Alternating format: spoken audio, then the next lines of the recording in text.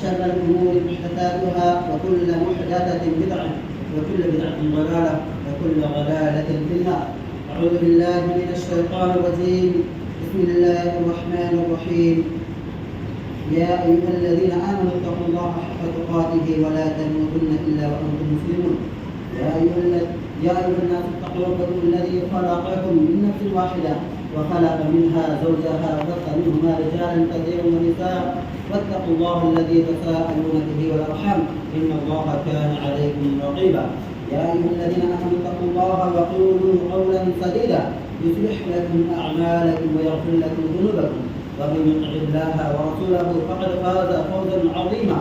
أما بعد، وقال الله جل شأنه في موضع آخر: فإن تابوا وأقاموا الصلاة وآتوا الزكاة فإخوانكم في الدين. وقال النبي صلى الله تعالى عليه وسلم: أمرت أن أقاتل الناس حتى يشهدوا أن لا إله إلا الله وأن محمدا رسول الله ويقيموا الصلاة ويؤتوا الزكاة فإن فعلوا ذلك عصموا مني دماءهم وأموالهم إلا بحق الإسلام وحسابهم على الله. عزیز طلبہ، محترم حاضرین جمعہ، تمام قسم کی تعریف و توصیف، کبریائی، بڑائی، بزرگی، حمد و ثنا اس وحدہ لا شریک کے لیے ہے جس شان عظیم نے ہم انسانوں کو اسلام جیسی عظیم نعمت سے سرفراز کیا، جس معبود نے ہم مسلمانوں کو اسلام جیسا نور اور ہدایت کا سرچشمہ و منبع عطا کیا، اور اس نے ہمیں صرف یہ منبع، یہ سرچشمہ عطا نہیں کیا بلکہ ہماری رہنمائی کے لیے، اس راستے پر چلنے کے لیے، ہماری رہنمائی کے لیے، ہماری ہدایت کے لیے، ہماری کامیابی و کامرانی کے لیے اللہ رب العالمین نے ان گنت رسولوں اور نبیوں کو مبعوث فرمایا، جنہوں نے کما حقہ رب العالمین کی جانب سے نافذ کی گئی ذمہ داری کو ادا کیا۔ درود و سلام نازل ہو تمام انبیاء و رسل پر، خصوصاً بالخصوص ہمارے آخری نبی سیدنا محمد مصطفیٰ صلی اللہ تعالی علیہ وسلم پر، جنہوں نے ہمیں شرک و بدعت، کفر و ضلالت، شیطان کے راستے سے نکال کر اسلام اور نور کے راستے پر گامزن کیا، جن کی بدولت اللہ رب العالمین نے ہمیں قرآن جیسا رہنما اور رہبر عطا کیا۔ عزیز طلبہ، آپ جانتے ہیں کہ اسلام کی 5 بنیاد ہیں جن پر اسلام کی عمارت قائم ہے۔ اگر کوئی انسان ان بنیادوں میں سے کسی بھی چیز کی تعمیل میں کوتاہی کرتا ہے تو گویا اپنے اسلام کی عمارت کو وہ کمزور کر رہا ہے۔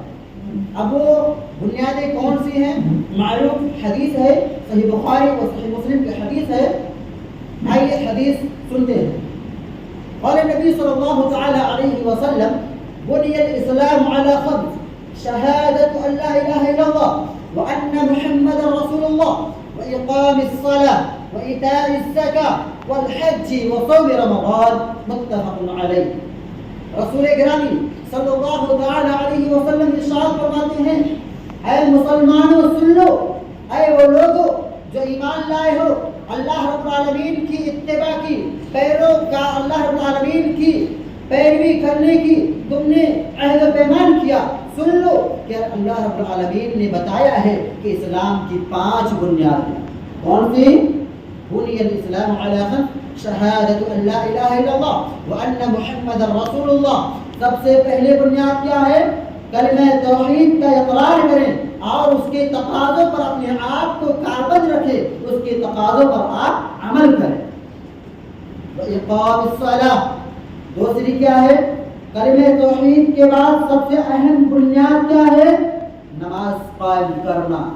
ایک ایسی عظیم عبادت ہے کہ جس عبادت کو مسلمانوں پر فرض کرنے کے لیے، جس تحفہ کو مسلمانوں سے نوازنے کے لیے، مسلمانوں کو نوازنے کے لیے رب تعالیٰ نے اپنے پیغمبر صلی اللہ تعالیٰ علیہ وسلم کو آسمانوں پر بلایا۔ عزیز طلبہ،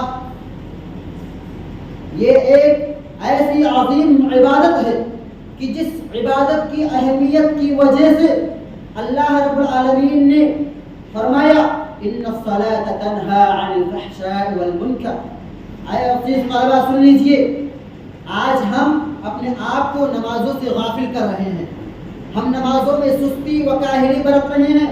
جان لیجئے کہ اللہ رب العالمین نے اس نماز کے بارے میں بتایا ان الصلاۃ تنہی عن الفحشاء والمنکر، کہ نماز انسان کو برائی سے، بے حیائی سے اور فحاشی سے روکتی ہے۔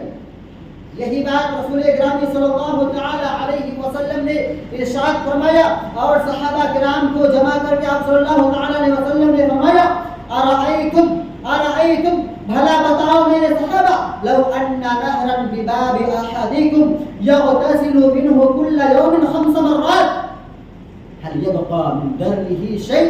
قالوا لا يبقى من درنه شيء، قال فذلك مثل الصلوات الخمس يمحو الله بهن الخطايا۔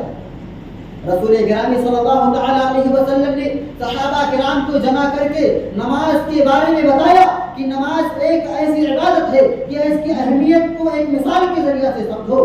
بھلا بتاؤ کہ کوئی کسی آدمی کے گھر کے دروازے پر ایک نہر موجود ہو، ایک ندی موجود ہو، اور وہ اس نہر میں، اس ندی میں ہر دن 5 مرتبہ غوطہ لگاتا ہو، اس ندی میں 5 مرتبہ غسل کرتا ہو، کیا اس کے جسم پر، کیا اس کے بدن پر کوئی بھی میل کچیل، کوئی بھی گندگی باقی رہے گی؟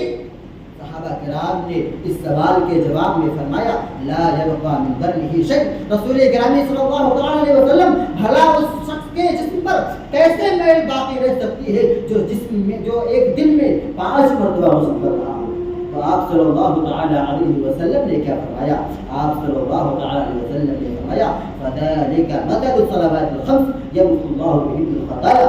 تو صحابہ جان لو کہ یہی مثال ان 5 نمازوں کی ہے کہ ان نمازوں کے ذریعہ رب تعالی آپ کے گناہوں کو ختم کر دیتا ہے۔ وذالک مثل الصلوات الخمس، یہی مثال ان 5 نمازوں کی ہے۔ یمحو اللہ بہن الخطایا، اللہ رب العالمین ان 5 نمازوں کے ذریعہ سے انسانوں کے گناہوں کو ختم کرتا ہے۔ یہی بات رسول گرامی صلی اللہ تعالی علیہ وسلم نے ایک دوسری حدیث میں ارشاد فرمایا الصلوات الخمس والجمعة إلى الجمعة ورمضان إلى رمضان مكفرات لما بينهن۔ اے صحابہ سنیے کہ 5 نمازیں رمضان سے، ایک رمضان سے دوسرے رمضان تک، ایک جمعہ سے دوسرے جمعہ تک انسان جب یہ عبادت کرتا ہے، ایک نماز پڑھتا ہے، مثال کے طور پہ اس نے ظہر کی نماز پڑھی، پھر اسے عصر کی نماز پڑھنی ہے، تو اس کے درمیان اس سے جو چھوٹے چھوٹے گناہ سرزد ہوتے ہیں ان کے بارے میں رسول گرامی صلی اللہ تعالی علیہ وسلم نے کیا ارشاد فرمایا؟ الصلوات الخمس والجمعة إلى الجمعة ورمضان إلى رمضان مكفرات لما بينهن إذا اجتنبت الكبائر، کہ جب انسان ان نمازوں کے درمیان چھوٹی چھوٹی جو گناہ انجام دیتا ہے، اللہ رب العالمین ان گناہوں کو معاف فرما دیتے ہیں۔ کس لیے؟ کس لیے؟ نماز کی پابندی کرنے کی وجہ سے۔ اسی طریقے سے آئیے جانتے ہیں کہ ان نمازوں کی اہمیت کیا ہے، ان نمازوں کے ادا کرنے کا ہمیں بدلہ کیا ملنے والا ہے۔ رسول گرامی صلی اللہ تعالی علیہ وسلم نے صحیح بخاری و صحیح مسلم کے ایک معروف حدیث کے اندر ارشاد فرمایا 7 يظلهم الله في ظله يوم لا ظل إلا ظله وفيه ورجل قلبه معلق بالمساجد۔ اس کا جزا کیا ہے؟ نمازوں کی پابندی کا بدلہ کیا ہے؟ رسول گرامی صلی اللہ تعالی علیہ وسلم نے فرمایا کہ 7 ایسے لوگ ہیں، 7 ایسے خوش نصیب افراد ہیں جن کو اللہ رب العالمین قیامت کے دن اپنے عرش کے سائے تلے جگا دے گا، اس دن جس دن کوئی سایہ نہیں ہوگا، یوم لا ظل الا ظلہ کی، اس دن جس دن اللہ رب العالمین کے عرش کے سائے کے علاوہ کوئی بھی سایہ نہیں ہوگا، اس دن اللہ رب العالمین 7 خوش نصیبوں کو اپنے عرش کے سائے تلے آرام فرمانے کے لیے جگہ دیں گے۔ اللہ رب العالمین وہ اپنے 7 خوش نصیبوں کو جو جگہ دیں گے اس میں سے ایک کیا بتایا رسول اکرام صلی اللہ تعالی علیہ وسلم نے، وَرَجُلٌ قَلْبُهُ مُعَلَّقٌ بِالْمَسَاجِدِ، ایک ایسا خوش نصیب فرد، ایک ایسا خوش نصیب مسلمان کہ جس کا دل ہمیشہ مسجد سے لگا ہوا ہے، جو ہمیشہ یہی سوچ رہا ہے کہ کب نماز کا وقت ہو اور میں جاؤں اپنے رب کے حضور میں سجدہ ریز ہو جاؤں۔ اور ایک ایسے اور نوجوان کے بارے میں رسول اکرام صلی اللہ تعالی علیہ وسلم نے فرمایا، وَشَابٌ نَشَأَ فِي عِبَادَةِ اللَّهِ، ایک ایسا نوجوان جس نے اپنی جوانی کو اللہ رب العالمین کی عبادت میں گزاری۔ عزیز طلبہ، جہاں اللہ رب العالمین نے رسول اکرامی صلی اللہ تعالی علیہ وسلم کے ذریعہ ہمیں ان نمازوں کی اہمیت، ان نمازوں کی فضیلت سے آگاہ کیا، وہیں اللہ رب العالمین نے ہمیں یہ بتایا کہ اگر کوئی ان نمازوں کو قائم نہیں کرتا ہے، ان پر پابندی نہیں کرتا ہے، تو اس کے جرم کی سزا کیا ہے۔ رسول اکرامی صلی اللہ تعالی علیہ وسلم کی ایک معروف حدیث میں ہے، امرت ان اقاتل الناس حتى يشهدوا ان لا اله الا الله ويقيموا الصلاة ويؤتوا الزكاة فإذا فعلوا ذلك عصموا مني دماءهم وأموالهم إلا بحق الإسلام وحسابهم على الله۔ رسول اکرام صلی اللہ تعالی علیہ وسلم نے ارشاد فرمایا کہ مجھے حکم دیا گیا ہے۔ رسول اکرام صلی اللہ تعالی علیہ وسلم کو حکم دینے والا کون؟ اللہ رب العالمین۔ اللہ رب العالمین نے رسول اکرام صلی اللہ تعالی علیہ وسلم کو حکم دیا ہے، امرت ان اقاتل الناس، اللہ رب العالمین نے رسول اکرام صلی اللہ تعالی علیہ وسلم کو حکم دیا ہے کہ میں لوگوں سے جنگ کروں، ان سے قتال کروں، حتی یشہدوا ان لا الہ الا اللہ، یہاں تک کہ وہ لا الہ الا اللہ کی گواہی دے دیں، وہ گواہی دے دیں کہ اللہ کے علاوہ کوئی حقیقی معبود نہیں، وہ گواہی دے دیں کہ محمد صلی اللہ علیہ وسلم اللہ کے سچے رسول ہیں۔ وَيُقِيمُ الصَّلَاةَ، اور وہ نماز قائم کرنے لگے، وَيُؤْتُوا الزَّكَاةَ، اور زکوٰۃ دینے لگے، فَإِذَا فَعَلُوا ذَلِكَ عَصَمُوا مِنِّي دِمَاءَهُمْ وَأَمْوَالَهُمْ، جب انہوں نے کلمہ توحید کی گواہی دے دی، جب نماز قائم کرنے لگے، زکوٰۃ ادا کرنے لگے، تو انہوں نے مجھ سے اپنے خون کی، اپنے جان کی امان پائی۔ اللہ رب العالمین نے مجھے حکم دیا، رسول اکرم صلی اللہ علیہ وسلم فرما رہے ہیں کہ مجھے حکم دیا اللہ رب العالمین نے کہ جب لوگ کلمہ شہادت کا اقرار کر لے، نماز قائم کرنے لگے، زکوٰۃ ادا کرنے لگے، فَإِذَا فَعَلُوا ذَلِكَ عَصَمُوا مِنِّي دِمَاءَهُمْ وَأَمْوَالَهُمْ إِلَّا بِحَقِّ الْإِسْلَامِ وَحِسَابُهُمْ عَلَى اللَّهِ، جب لوگ ایسا کرنے لگیں گے تو کیا ہوگا کہ لوگ اپنی جان کا امان پالیں گے، یعنی وہ مسلمان سمجھے جانے لگیں گے۔ اگر کوئی اس کے برعکس کرتا ہے، اس کا مفہوم مخالف کا کرتا ہے، اگر کوئی شخص اس کے برعکس کرتا ہے، کلمہ توحید کا اقرار نہیں کرتا، نماز نہیں پڑھتا، زکوٰۃ ادا نہیں کرتا، تو اس سے جنگ کرنا چاہیے۔ یہی وجہ ہے کہ حدیث کا مطلب بھی مجھے یاد نہیں، لیکن رسول اکرام صلی اللہ تعالی علیہ وسلم نے ایک حدیث میں ایسے فرمایا ہے کہ میں یہ چاہتا ہوں کہ اذان دینے کا حکم دوں اور اذان دی جائے، نماز قائم کی جائے، میں لکڑیاں جمع کروں، ان لوگوں کے گھروں کو جاؤں جو لوگ نماز پڑھنے کے لیے نہیں آئے ہیں، ان کے گھروں کو آگ لگا دوں۔ آپ سوچئے کہ نماز کی اتنی اہمیت ہے کہ اس نماز کو ناقائم کرنے والوں کے بارے میں کتنی عظیم وعید سنائی گئی ہے۔ ایک دوسری حدیث میں رسول اکرم صلی اللہ تعالی علیہ وسلم نے ارشاد فرمایا، العہد الذی بیننا وبینہم ترک الصلاۃ، کہ ہمارے اور کفاروں کے درمیان، ہمارے اور کافروں کے درمیان کوئی چیز، اگر کوئی فرق کرنے والی چیز ہے تو وہ نماز ہے۔ جو شخص نماز کو چھوڑ دے، جو شخص نماز کے قائم کرنے سے اپنے آپ کو دور کر لے، وہ شخص بہت بڑا مسلم ہے۔ وہ شخص اگر نماز کے فرضیت کا منکر ہے تو علماء نے اس کے بارے میں یہ کہا کہ وہ کافر ہے، اسلام سے خارج ہے۔ اگر کوئی نماز کی فرضیت کا منکر ہو جائے تو اس کے بارے میں علماء نے کیا کہا کہ وہ کافر ہے۔ عزیز طلبہ، ان تمام حدیث کا، آیات کا آپ کے سامنے بیان کرنے کا مقصد یہ ہے کہ آپ جو نماز میں سستی و کاہلی برت رہے ہیں، جو نماز میں آپ سستی سے کام لے رہے ہیں، نمازوں میں غفلت سے کام لے رہے ہیں، نمازوں کے وقت گفت و شنید میں اپنے آپ کو مشغول کر رہے ہیں، ادھر ادھر بات چیت کر رہے ہیں، ان سے باز آئیں۔ نماز کی بہت اہمیت ہے، یہ اتنی عظیم عبادت ہے کہ اس عبادت کو، اس تحفے کو مسلمانوں کو دینے کے لیے رب تعالیٰ نے رسول گرامی صلی اللہ تعالیٰ علیہ وسلم کو عرش کے پاس بلایا۔